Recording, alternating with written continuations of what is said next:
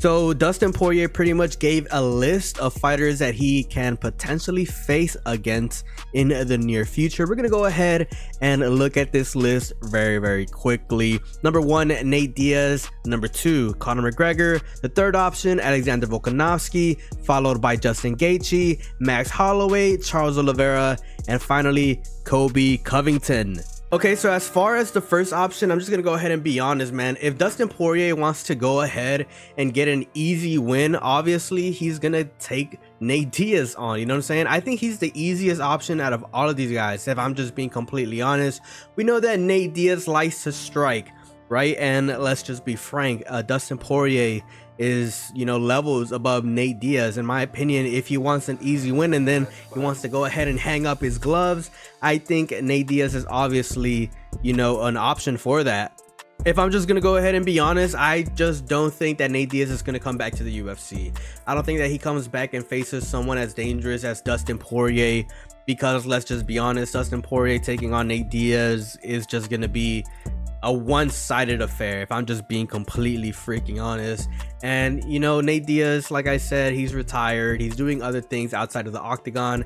I don't think this fight goes down, but I think that this is the easiest option for Dustin Poirier out of all of these fighters. Now, the next guy in that list is Conor McGregor, and in my opinion, that would be an amazing matchup. Based on everything that was said on their last fight, I'm pretty sure that there is a lot of bad blood between them, and I'm pretty sure that, you know, the trash talk for that potential fight could be amazing, ladies and gentlemen. But in my opinion, I feel like if Conor McGregor does go ahead and call out Dustin Poirier, or if they somehow make that matchup, it most likely is going to take place next year, because Conor McGregor, as we know, is probably going to fight Michael Chandler next. And you know, we don't know when Conor McGregor versus Michael Chandler's take place. You know, some people are saying it's going to happen in the Sphere in September. Some people are saying that that fight might go down in December later on this year. But if Dustin Poirier versus Conor McGregor does somehow take place, in my opinion, it's probably going to go down sometime next year. Now, this would be a tough matchup for both of these guys, but in my opinion, this would be a really great fight. And the next matchup is a very interesting one, and that's Alexander Volkanovski versus Dustin Poirier. And this is an interesting one because we've already heard Alexander Volkanovski pretty much come out and say that he would love to fight Dustin Poirier, you know. And in my opinion, this would be a good matchup for Alexander Volkanovski, because there's a lot of people that are already writing him off because his last 2 losses have came at knockout. And if he's able to beat someone like Dustin Poirier, of course that would do great things for his career.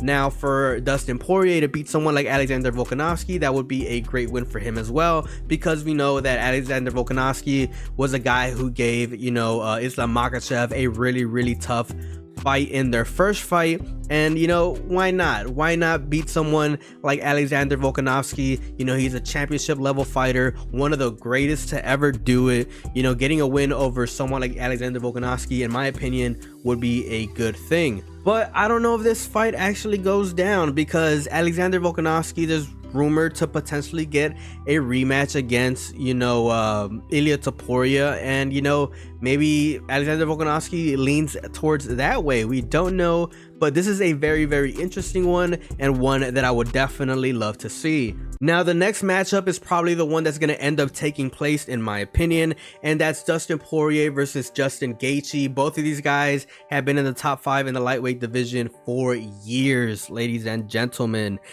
These two guys are probably going to be the face of what the lightweight division was in this current era, in my opinion. Now, having a fight between Dustin Poirier and Justin Gaethje obviously is gonna do numbers. You know, both guys are in the tail end of their careers. They both have one knockout over the other, and in my opinion, that would be a great matchup. This would be a great fight for Dustin Poirier to just end his career on a good note if he's able to get that win back against Justin Gaethje, because as we know, Justin Gaethje was able to defeat Dustin Poirier with that knockout victory. And in my opinion, I feel like this is the fight that's probably going to take place for Dustin Poirier's last fight as a professional in the UFC. Now, this next fight that I'm about to talk about, in my opinion, could be the second fight that's most likely to go down if Justin Gaethje and Dustin Poirier does not take place, and that's Dustin Poirier versus the fan favorite Max Holloway. Now, of course, we know that Max Holloway beat Justin Gaethje for that BMF belt. We know that Dustin Poirier has beat Max Holloway before. Who's to say they don't run it back again? We know that both of these guys give it their all, and they're freaking amazing at giving us entertainment.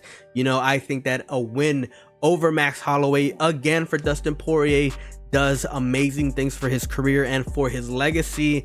I would love to see this fight if Justin Gaethje versus Dustin Poirier does not go down.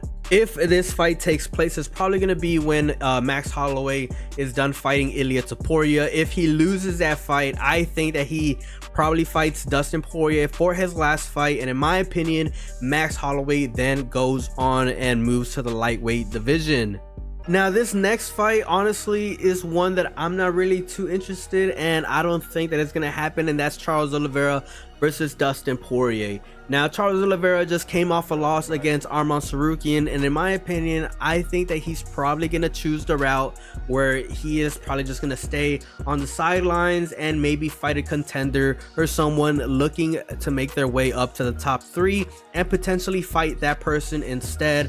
Now, in my opinion, I feel like Charles Oliveira is probably going to fight someone like Mateusz Gamrot, who is going to fight Dan Hooker sometime this year. I feel like if Gamrot is able to beat someone like Dan Hooker, he's probably gonna fight that guy instead. I don't think that he is gonna entertain the option of fighting Dustin Poirier unless he gets a freaking huge paycheck, but in my opinion, I don't think that fight is gonna take place at all. Now, obviously, it would be very entertaining to see Dustin Poirier potentially get a win over Charles Oliveira to end his career, but I just don't see it happening, and I don't see them, you know, having a Charles Oliveira versus Dustin Poirier 2, if you ask me personally.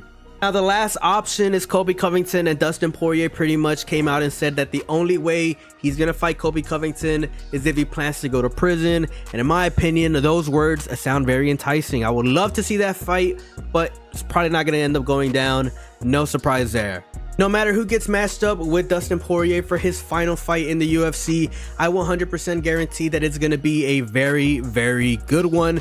Now, obviously, my prediction for his final fight is going to be Justin Gaethje and maybe Max Holloway if that fight doesn't end up panning out. But let me know what you guys think down in the comment section below. Also, let me know who you guys think is going to be the last fight for Dustin Poirier. If you guys enjoyed this video, make sure to leave a like, consider subscribing, leave a comment, and as always, it's a pleasure. Peace out and have a good one.